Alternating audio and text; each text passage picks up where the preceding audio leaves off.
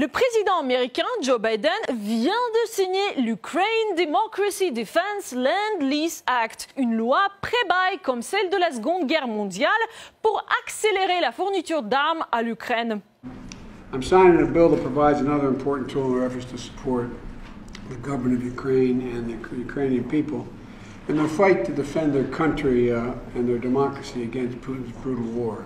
Cette nouvelle loi permet au président américain d'envoyer une aide militaire à l'Ukraine en évitant des obstacles bureaucratiques. Qu'est-ce qu'ils sont généreux, ces Américains, à vouloir aider Kiev d'une façon si altruiste? Ou peut-être pas si altruiste. Juste pour clarifier, les livraisons dans le cadre du Land-Lease ne sont pas un cadeau. Le gouvernement ukrainien devra payer pour tout ce qu'il aura reçu.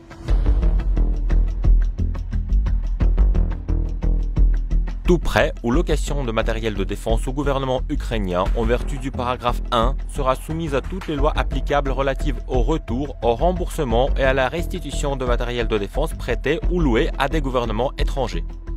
Qu'est-ce que ça rapporte aux États-Unis à part faire les titres des journaux présentés en bon samaritain? Ça fournit du travail à l'industrie américaine, même au-delà du complexe militaro-industriel. Dans le cadre du Land-Lease, on fournit aussi de la nourriture, des vêtements, des voitures. Pour ce qui est du montant de l'aide, on peut citer l'exemple de l'Union soviétique qui a profité du Land-Lease pendant la Seconde Guerre mondiale. Et quand la Russie a-t-elle terminé de payer sa dette aux États-Unis?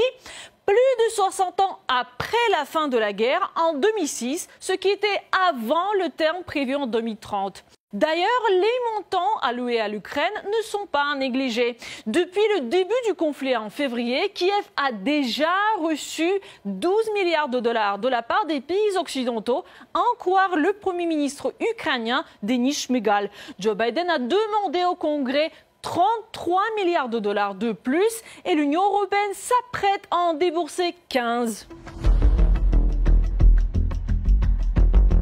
La Commission européenne envisage une nouvelle émission conjointe de titres de créances pour couvrir les besoins ukrainiens de financement à court terme, estimés à 15 milliards d'euros au cours des 3 mois à venir. On rapportait à Politico 3 diplomates informés de la discussion.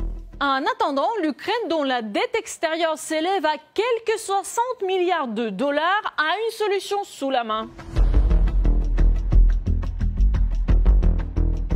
L'étendue des destructions en Ukraine causées par l'agression russe est colossale. Compte tenu de cela, il faut demander à nos créanciers extérieurs une annulation de nos dettes.